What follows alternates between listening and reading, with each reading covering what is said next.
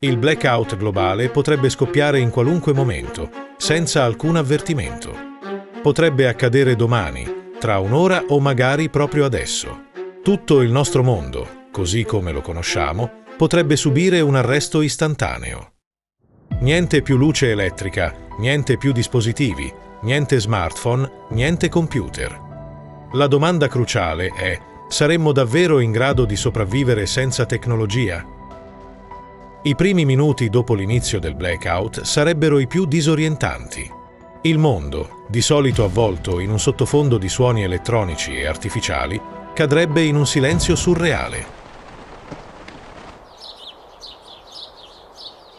Sparirebbe il ronzio degli elettrodomestici, lo sfarfallio dei display, il rumore costante di motori e macchinari. Molti di noi nemmeno sanno quanto i nostri sensi siano abituati a quei segnali. Ci accompagnano da tutta la vita e all'improvviso ci ritroveremmo in un silenzio che fa quasi paura. Nel frattempo, gli ospedali vedrebbero saltare i macchinari salvavita, gli aerei non potrebbero più atterrare in sicurezza, i treni si fermerebbero bruscamente sui binari e le metropolitane rimarrebbero bloccate nei tunnel. Il panico emergerebbe con forza già nelle prime ore, quando la gente comincerebbe a rendersi conto che non si tratta di un semplice blackout di quartiere o di una mancanza di corrente temporanea. Centinaia di migliaia di automobilisti si ritroverebbero imbottigliati nel traffico, a causa dei semafori inattivi e dei distributori di benzina fuori uso. Non potremmo neppure affidarci alla radio per avere notizie. Tutto sarebbe muto e la connessione dati su smartphone e PC sparirebbe come un soffio di vento. La comunicazione tornerebbe ad affidarsi alla voce, al passaparola o a qualche messaggio scritto a mano. Entro poche ore, la percezione di caos comincerebbe a salire. Le persone, prive di informazioni chiare, farebbero ipotesi su quanto sta accadendo. Alcuni penserebbero a un attacco informatico globale, altri a un'esplosione solare, altri ancora a un collasso delle reti elettriche per cause sconosciute. Senza notizie attendibili, dominerebbe la paura di ciò che non si comprende. E, come spesso accade, la paura genera comportamenti imprevedibili e persino violenti. Nei giorni successivi, i supermercati e gli empori verrebbero presi d'assalto. Le scorte di cibo, acqua potabile e medicinali si esaurirebbero velocemente. Gli alimenti che necessitano di refrigerazione, come carne e latticini, si guasterebbero in fretta a causa del caldo e dell'assenza di energia elettrica. E allora le persone, prese dal panico, tenterebbero di salvare il salvabile o di accaparrarsi tutto ciò che può durare un po' più a lungo. Scene di disperazione, con lunghe file e anche saccheggi, diventerebbero la normalità. Alcuni cercherebbero di mantenere l'ordine, ma senza un coordinamento centrale e senza comunicazioni, il controllo sfuggirebbe di mano. Nel frattempo, gli ospedali, già provati dalle prime ore di crisi, inizierebbero a sperimentare la mancanza di farmaci, la rottura delle scorte di sangue e l'impossibilità di garantire un adeguato servizio sanitario. Persino gli interventi di base diverrebbero complessi senza l'aiuto di apparecchiature ed illuminazione. Le vite appese a un filo lo sarebbero ancora di più. Emergerebbero malattie che prima erano tenute a bada dalla refrigerazione dei vaccini e da un regolare accesso ai medicinali. Dopo qualche giorno, i rifiuti inizierebbero ad accumularsi per le strade, perché la raccolta si interromperebbe. Il trasporto pubblico cesserebbe quasi del tutto. I mezzi a combustione interna non troverebbero più carburante, perché le pompe di benzina necessitano di elettricità per funzionare. Anche chi avesse carburante di scorta sarebbe limitato, perché la circolazione cittadina risulterebbe impraticabile. Immagina milioni di veicoli fermi, semafori spenti, incidenti dappertutto. Le città diventerebbero luoghi irriconoscibili in breve tempo. Nell'arco di una settimana, le grandi aree urbane si trasformerebbero in focolai di infezioni e violenze. Senza acqua corrente e depuratori, la gente rischierebbe di bere acqua contaminata. Le malattie si diffonderebbero molto più velocemente, complice la scarsa igiene e la mancanza di un sistema sanitario funzionante. L'esasperazione, La fame e la sete porterebbero a razzie e scontri. Molte persone, in preda alla disperazione, tenterebbero di fuggire dalle città, spingendosi verso le campagne in cerca di ripari, aria più pulita, risorse alimentari coltivabili. A questo punto, però, sorgerebbero altri problemi. In molte zone rurali, le coltivazioni si basano su tecnologie moderne, come sistemi di irrigazione elettrici, macchinari agricoli e fertilizzanti di sintesi. Senza energia, tutto questo verrebbe a mancare. Tornare a un'agricoltura di sussistenza richiederebbe tempo e conoscenze tradizionali, ormai rare. E non tutti sarebbero disposti a condividere generosamente le risorse con i profughi provenienti dalle città. Si rischierebbe un aspro conflitto tra chi abita nelle zone rurali e chi arriva da fuori.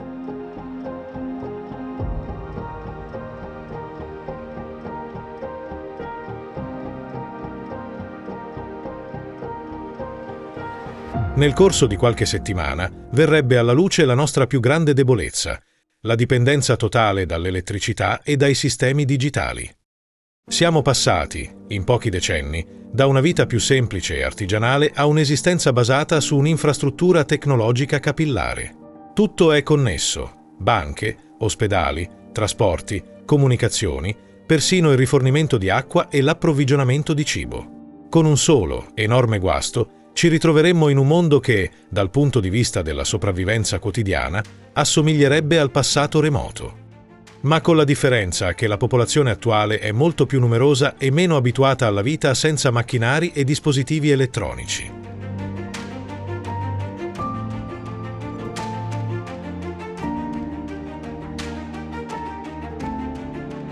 Arrivati a un mese, i governi centrali si vedrebbero privati di ogni forma di coordinamento.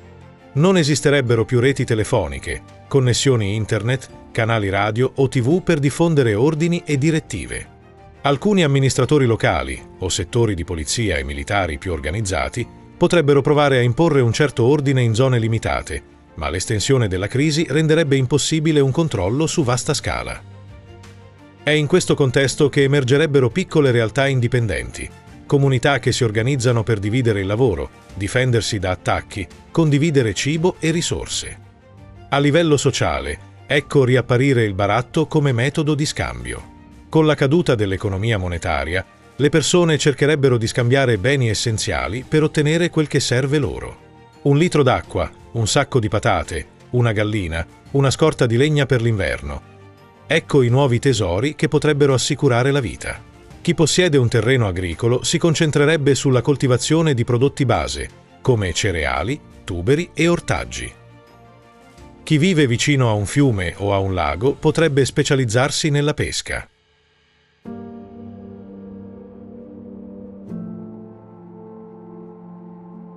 Pian piano, alcune abilità antiche, dimenticate nella modernità, tornerebbero a essere preziose. Nel giro di qualche mese, l'umanità intera sperimenterebbe un drastico calo della popolazione, a causa di malattie, conflitti e fame. Le aree urbane verrebbero in gran parte abbandonate o abitate solo da gruppi pronti a correre enormi rischi. Negli spazi più isolati, piccoli villaggi o fattorie fortificate inizierebbero a fare vita a sé, cercando di ricreare un minimo di stabilità. Le persone con competenze mediche tradizionali e quelle con una formazione agricola o artigianale sarebbero ricercatissime. Ma questo non renderebbe il periodo più semplice. Occorrerebbero un incredibile sforzo di cooperazione e una buona dose di fortuna per far germogliare nuove società capaci di reggere a lungo.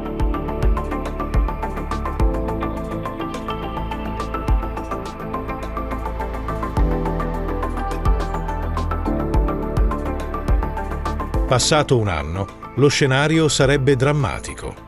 Le grandi infrastrutture, centrali elettriche, ferrovie, reti fognarie, sarebbero in uno stato di abbandono o di rovina. La natura, nel frattempo, riconquisterebbe vaste porzioni di territorio urbano. Strade e ponti, senza manutenzione, collasserebbero in molti punti. Le biblioteche digitali, le piattaforme di studio online, i database medici e scientifici sarebbero inaccessibili. Solo i libri cartacei sopravvissuti o conservati con cura potrebbero trasmettere parte del sapere accumulato nei secoli.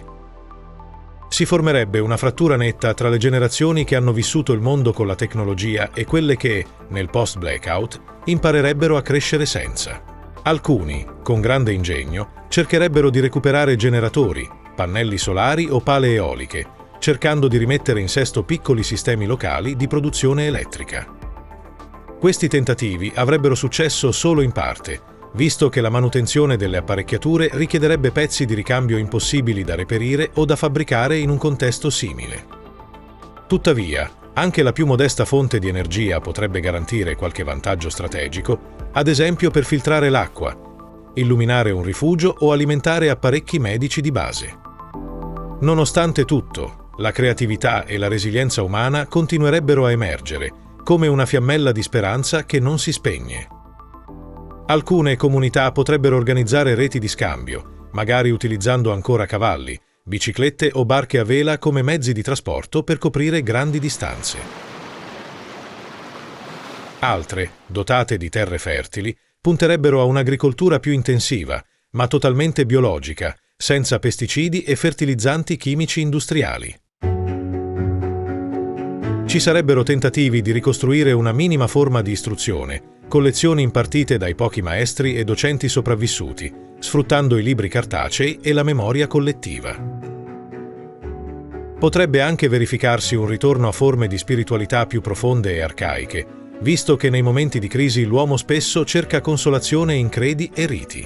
Qualcuno maturerebbe convinzioni radicali, credendo che il blackout fosse un castigo divino o un segnale di qualche forza superiore. Altri, più pragmatici, si unirebbero in gruppi basati sulla scienza e su quel poco di tecnologia ancora conservabile. Nascerebbero tensioni ideologiche, magari persino nuove religioni o sette. La storia ci insegna che tali fenomeni sono comuni in tempi di instabilità. E poi, in mezzo a questo panorama incerto, c'è la gente comune, famiglie, anziani, bambini, ragazzi, tutti impegnati a sopravvivere giorno dopo giorno, cercando di conservare un briciolo di normalità. Ci si riunirebbe attorno ai falò la sera, a raccontare storie di un passato che sembra quasi mitico, quando bastava premere un bottone perché la luce si accendesse e l'acqua scorresse dai rubinetti.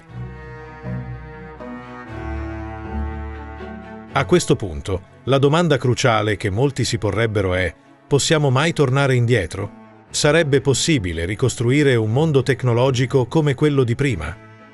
Forse, ma richiederebbe una collaborazione immensa tra i vari gruppi, la capacità di recuperare competenze e materiali, e un orizzonte temporale non di pochi anni, ma di generazioni.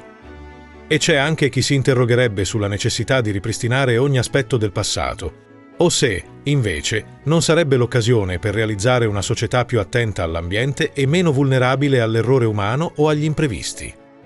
Magari, dopo molti tentativi, alcuni potrebbero far ripartire piccole officine, filiere produttive di base, strumenti meccanici e artigianali. Ma è difficile immaginare di ricostruire da zero interi complessi industriali, fabbriche di microchip, reti satellitari o centrali nucleari, specie senza i manuali dettagliati e le competenze necessarie, andate perdute nel caos iniziale. La verità è che, per quanto possa essere tragico e distruttivo, un blackout globale sarebbe anche un potente promemoria della nostra straordinaria e al tempo stesso fragile dipendenza dalla tecnologia.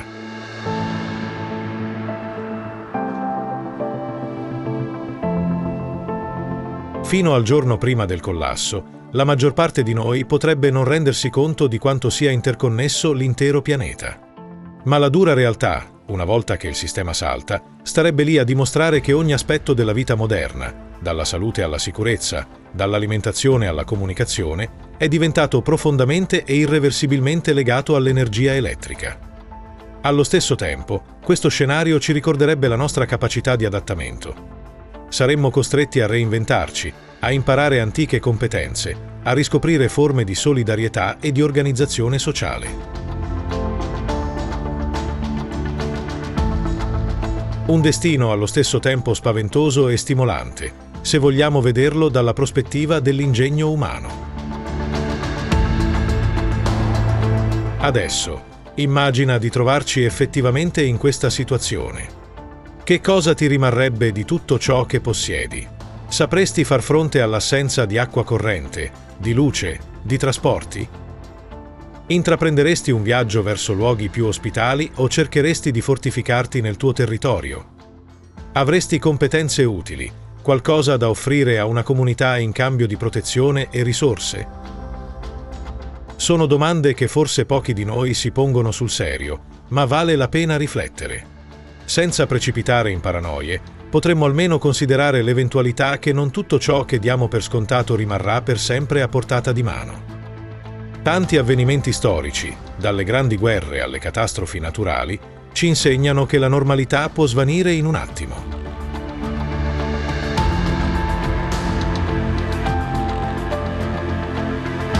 Viviamo in un mondo complesso, e maggiore è la complessità, più grande è il potenziale crollo qualora i cardini di questo sistema dovessero rompersi. Pensare di prepararsi in anticipo non significa credere di poter vivere scollegati dalla modernità, ma forse avere una consapevolezza maggiore di quanto la tecnologia ci abbia agevolato e reso, allo stesso tempo, vulnerabili. Se il grande blackout arrivasse domani, saremmo pronti? Forse no. Ma possiamo iniziare a chiederci quali sono i limiti e le potenzialità dell'uomo privo del suo sostegno tecnologico e come potremmo reagire di fronte a una sfida tanto imponente. Pensaci, perché potremmo scoprire che da questa domanda dipende la nostra intera visione del futuro.